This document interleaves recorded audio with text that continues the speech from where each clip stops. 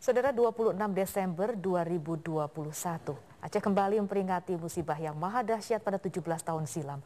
26 Desember 2004, bencana gempa dan tsunami yang meluluh lantakkan tanah Rencong. Lalu bagaimana perkembangan pembangunan di Aceh pasca tsunami 17 tahun silam? Berikut kami akan berikan informasi selengkapnya.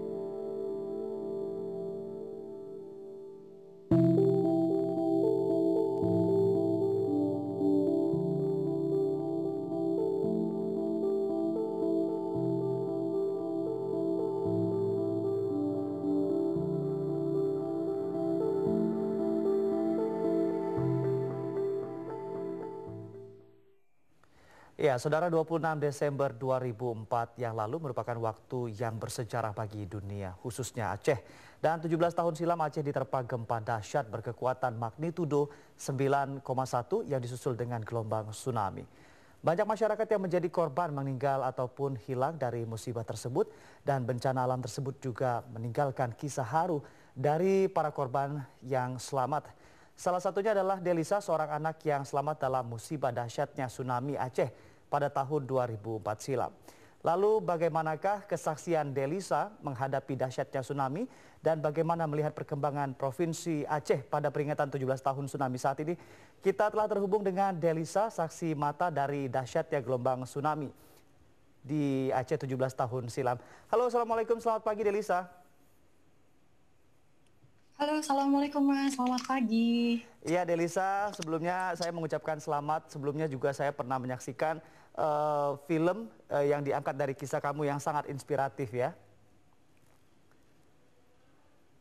Oh iya, terima kasih Mas. Ya Delisa, hari ini adalah peringatan 17 tahun tsunami yang terjadi di Aceh pada tahun 2004 silam. Bisa dibagikan cerita kepada kami saat kejadian tsunami Aceh, bagaimana keberadaan kamu saat itu? Baik, Delisa, pada kejadian 26 Desember 2004 itu berada di daerah pesisir pantai Aceh, yaitu Ulele, Mas. Jadi di pesisir pantai tersebut, Delisa, karena hari Minggu weekend, jadi kita memang hari tersebut sedang bersama keluarga. Memang kebetulan waktu itu hanya bersama ibu dan kedua kakak, sedangkan ayah Delisa sedang berada di luar kota. Nah, pada kejadian tersebut, gempa sekitaran pukul 8 pagi, gempa berskala 9,1 skala Richter mengguncang bumi Aceh dan sekitarnya juga. Nah, jadi Delisa nih beserta keluarga dan juga warga di sekitar itu panik dan juga lari menyelamatkan diri ke tempat atau ke jalan yang tidak ada tiang listrik dan pohonnya. Nah, di situ juga kita sebenarnya sudah ada tanda itu Mas, tanda tsunami gitu, di mana air sudah mulai surut menjauh dari pesisir pantai, dan juga ada ikan-ikan yang terdampar. Nah, namun karena kurangnya edukasi nih kepada warga-warga Aceh dan juga kurangnya pengetahuan tentang bencana tersebut, warga sekitar itu datang untuk menyaksikan ikan-ikan tersebut dan juga mengutipnya tanpa menyelamatkan diri terlebih dahulu nih, tidak ada safety-nya sama sekali Ya, gitu. baik waktu Jadi tidak lama dari Ya, baik Delisa, artinya waktu saat itu juga belum ada peringatan dini dari petugas terkait untuk menginformasikan bahwasannya ada himbauan terkait tsunami yang akan terjadi begitu. Waktu tempo dulu di 17 tahun yang lalu. Benar, Mas, tidak ada pemberitahuan tentang tsunami dan gempa juga tidak ada. Jadi waktu itu memang setelah gempa ini kejadiannya, itu jaringan putus. Jadi tidak ada satu peringatan apapun baik dari BMKG kemarin kalau setahu Delisa dan juga Surunei yang ada saat ini. Gitu. Ya baik, 17 tahun lalu Delisa masih anak-anak, akhirnya hari demi hari waktu terus berjalan begitu. Lantas apa saja yang menjadi kegiatan Delisa selama melewati kurun waktu 17 tahun ini? Baik, Delisa setelah pasca tsunami ini mengalami yang namanya pengobatan selama 1 tahun di rumah sakit, kemudian kembali seperti anak-anak umumnya. Namun Delisa karena cedera parah tadi, jadi diamputasi menjadi disabilitas. Jadi selama dari kurun 17 tahun itu Delisa tetap bersekolah seperti biasa di sekolah umum, bukan di sekolah disabilitas. Dan juga saat ini nih Delisa sudah bekerja di salah satu bank syariah Indonesia. Ya, bisa diceritakan sedikit flashback apa saja yang menjadi ingatan terkuat ataupun juga yang tertinggal di dalam ingatan Delisa saat ini yang masih ingat dalam kejadian tersebut? Baik, ingatan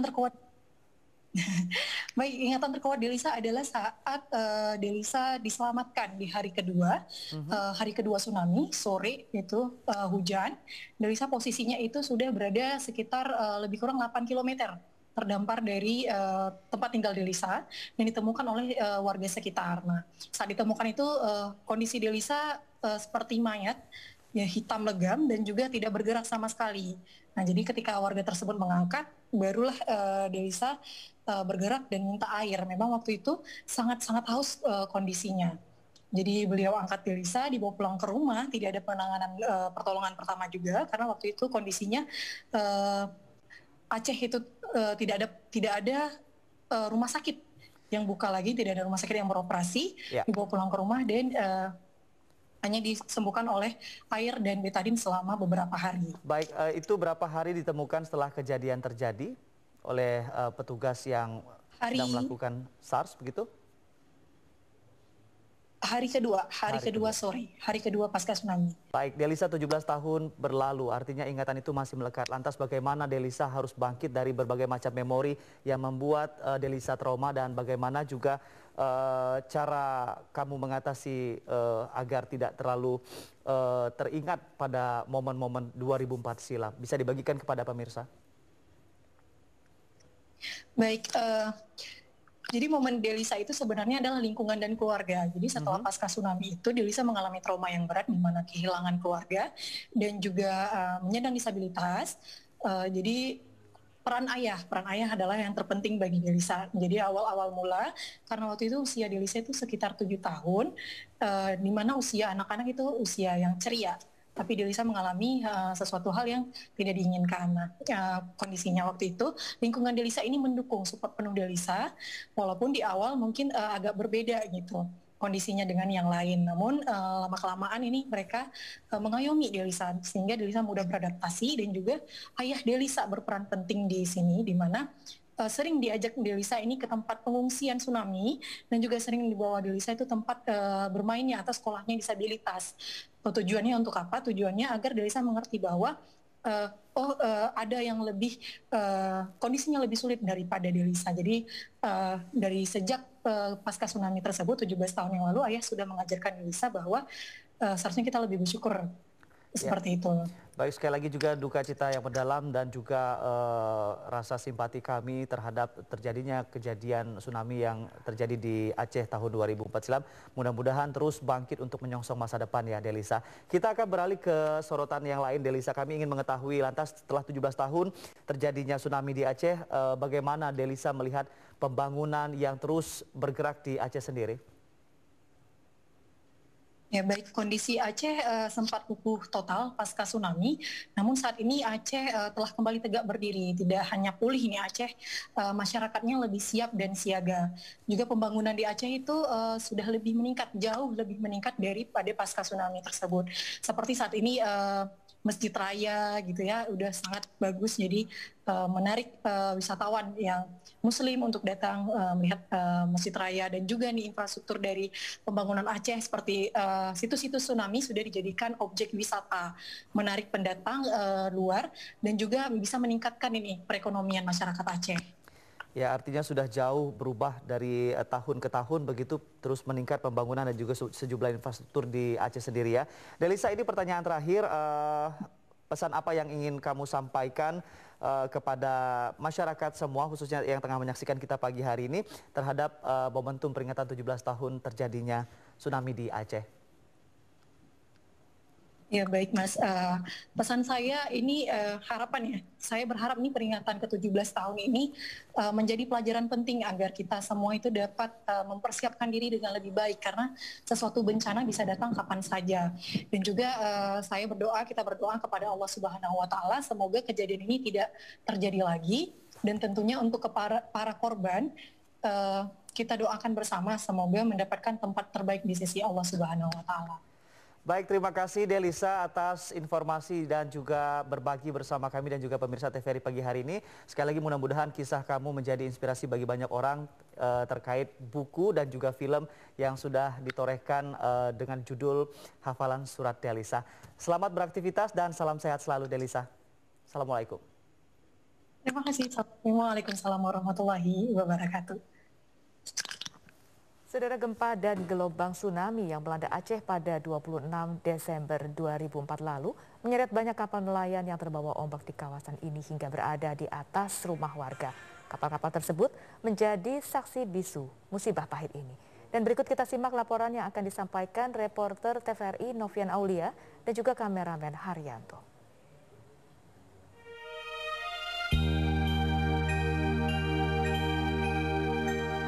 26 Desember 2004 merupakan waktu yang bersejarah bagi masyarakat dunia, khususnya masyarakat Aceh. Pada waktu itu aktivitas masyarakat Aceh terhenti akibat guncangan dengan kekuatan 9,1 skala Richter.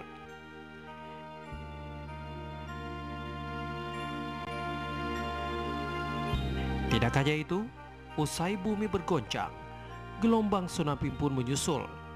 Ratusan ribu nyawa melayang akibat peristiwa ini. Kini 17 tahun berlalu, namun luka masyarakat Aceh seolah masih berbekas.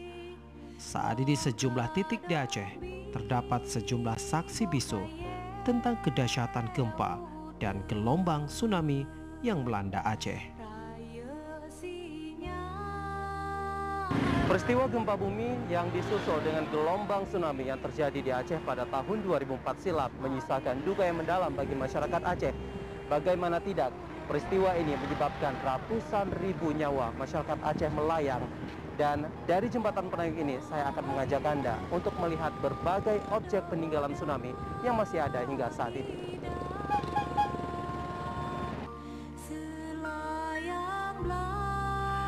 Gampong Lampulo di Kota Banda Aceh merupakan salah satu wilayah yang terparah diterjang gelombang tsunami. Sebagian besar masyarakat di Gampong ini berprofesi sebagai nelayan. Ketika tsunami melanda di kawasan ini, banyak kapal nelayan yang hancur akibat dihantam gelombang tsunami. Namun dari sekian banyak kapal nelayan yang terbawa ombak, ada satu kapal yang menarik perhatian hingga saat ini, yaitu kapal yang terdapat di atas puing-puing rumah warga. Kapal dengan panjang 25 meter dan lebar 5,5 meter ini memiliki berat sekitar 20 ton. Awalnya kapal ini bersandar di Sungai Krung Aceh. Namun gelombang tsunami membuat kapal ini terseret sejauh 1 kilometer.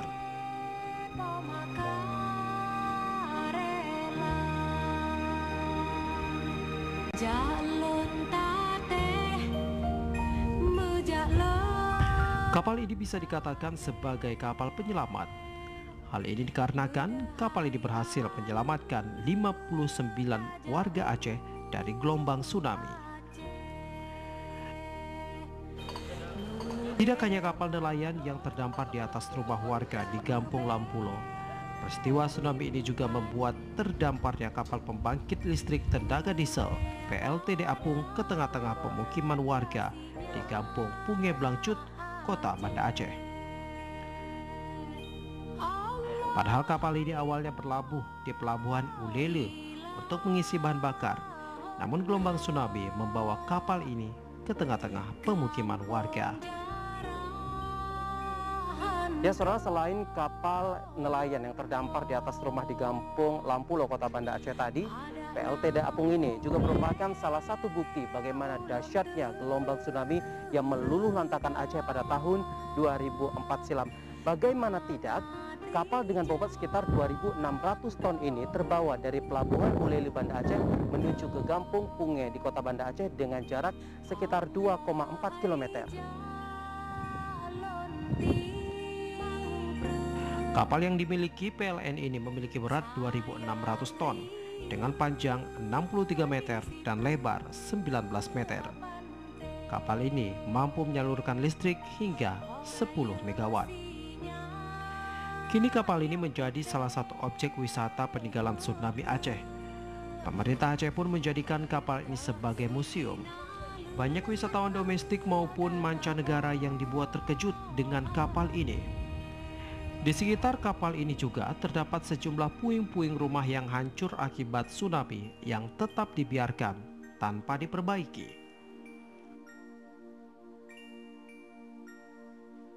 Selain dua kapal yang terdampar di tengah-tengah pemukiman warga, objek peninggalan keganasan gelombang tsunami lainnya adalah Masjid Rahmatullah yang terdapat di Kampung Lampuo, Kabupaten Aceh Besar. Masjid ini sempat menjadi perhatian warga dunia karena menjadi satu-satunya bangunan yang tidak hancur tersapu tsunami di Kampung Lampuo, meskipun bangunan di sekelilingnya sudah rata dengan tanah. Padahal jarak masjid ini dengan bibir pantai hanya sejauh 500 meter.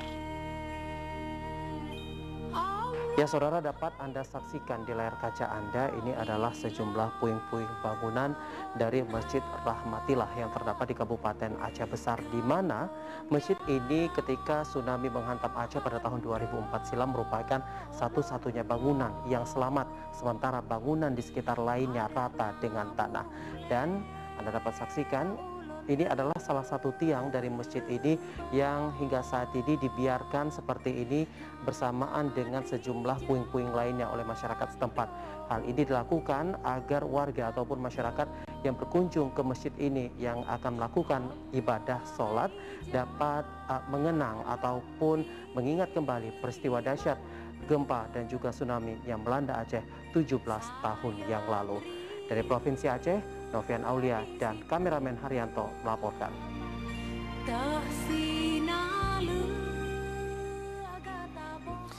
Dan saudara, musibah gempa dan tsunami Aceh terjadi pada 17 tahun lalu merupakan bencana alam yang terbesar yang menelan ratusan ribu korban jiwa, infrastruktur maupun tatanan sosial.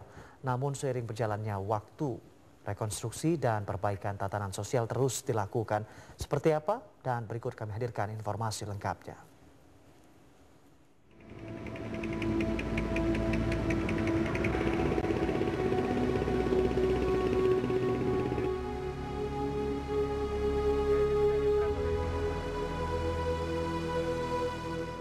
Gelombang tsunami menyapu pesisir wilayah Aceh pasca gempa dangkal berkekuatan magnitudo 9,3 di dasar Samudera Hindia. Bahkan disebut ahli sebagai gempa terbesar kelima yang pernah ada dalam sejarah. Musibah pilu ini menelan ratusan ribu korban jiwa dan infrastruktur maupun tatanan sosial warga setempat. Peristiwa tersebut juga menjadi pembelajaran penting bagi masyarakat Aceh dan dunia betapa lemahnya manusia melawan bencana. Namun seiring berjalannya waktu, rekonstruksi dan perbaikan tatanan sosial terus dilakukan termasuk mitigasi bencana. Lokasi-lokasi yang rusak parah akibat bencana juga mulai ditata agar warga bangkit keluar dari kesedihan. Hampir 2 dekade dari bencana, Provinsi Aceh terus berbenah. Berbagai fasilitas umum turut dijadikan sebagai pengingat musibah, salah satunya Museum Tsunami. Museum Tsunami ini juga dapat dijadikan sebagai salah satu daya tarik wisatawan yang dapat mendongkrak potensi wisata dan ekonomi Aceh. Kemudian Pantai Ulele Banda Aceh. Wilayah ini dikenal sebagai pantai pertama di kota Banda Aceh sejak sebelum kemerdekaan. Dengan panorama indah, kawasan pantai ini juga porak-poranda dalam musibah tsunami 2004 lalu. Kini, wilayah ini mengalami perkembangan, salah satunya memadukan konsep wisata pantai dan dermaga. Rekreasi alam yang menawarkan keindahan dipadukan dengan pelabuhan menuju Pulau Sabang serta diintegrasikan dengan wisata dermaga. Lokasi ini cukup strategis dan mudah dijangkau, yakni sekitar 7 km dari pusat kota.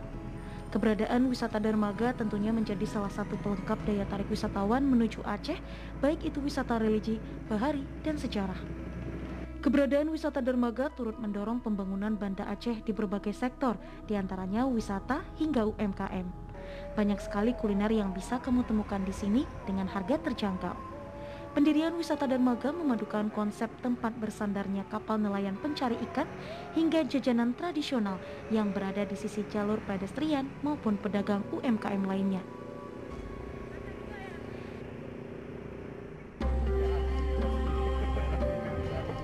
Kita menuju ke Aceh Besar, yang juga menjadi wilayah yang hancur akibat musibah gempa dan tsunami. Salah satunya desa di Kabupaten Aceh Besar juga tak mau ketinggalan berjuang bangkit pasca bencana, yakni Kampung Nusa. Sebagian besar masyarakat sepakat dan bergandengan tangan bangkit dengan memanfaatkan potensi wisata di wilayahnya. Upaya ini pun berbuah manis, karena sejak pendirian, pemanfaatan potensi wisata mampu menarik wisatawan baik dari luar maupun dalam negeri. Potensi dan kreativitas warga Kampung Nusa pun diharapkan dapat memberikan inspirasi desa lainnya untuk bangkit dari bayang-bayang kelam musibah.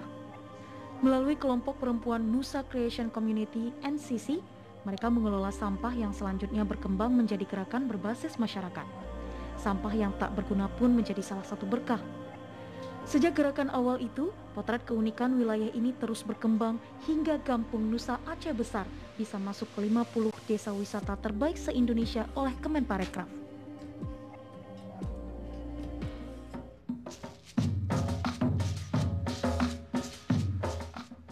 Nah, kita kembali ke kota Banda Aceh. Meski pernah merasakan musibah besar dan hidup sederhana pada umumnya, ada salah satu karakter khusus warga setempat, yakni pembangunan rumah ibadah dengan kemewahan dan kemegahan. Pembangunan masjid menjadi salah satu kebanggaan dan perbedaan bumi Serambi Mekah dengan wilayah lain di Indonesia. Seperti daerah lainnya yang ada di Provinsi Aceh, banyaknya bangunan masjid menjadi pemandangan lazim yang dapat ditemukan di Aceh. Masjid Kecik Lemik yang berada di Desa Lam Sepeng, Kecamatan Lungbata, Kota Banda Aceh ini juga tak kalah megah dengan Masjid Raya Baitur Rahman yang terkenal sebagai ikon Provinsi Aceh. Dengan perpaduan nuansa Timur Tengah, masjid megah ini memiliki keunggulan lain, yakni dibangun dari kedermawanan tangan salah satu keluarga di Banda Aceh. Nama Masjid Kecik Lemik diambil dari nama ayah seorang wartawan senior, kolektor benda bersejarah, pengusaha logam mulia maupun budayawan Aceh. Berlokasi di Desa Lam Sepeng, Kecamatan Lungbata, Kota Banda Aceh, Masjid Kecik Lemik dapat dijadikan sebagai salah satu titik kunjungan wisatawan unggulan. Dan selain Masjid Raya Baitur Rahman, Masjid Haji Kecik Lemik ini bisa dijadikan salah satu destinasi wisata religi bagi kamu yang datang berkunjung ke Aceh. Dan menariknya lagi, di lingkungan Masjid Haji Kecik Lemik itu ada rumah Acehnya loh, yang biasa digunakan sebagai tempat keagamaan dan juga tempat peristirahatan. Menarik sekali bukan? Ikuti perjalanan kami ya.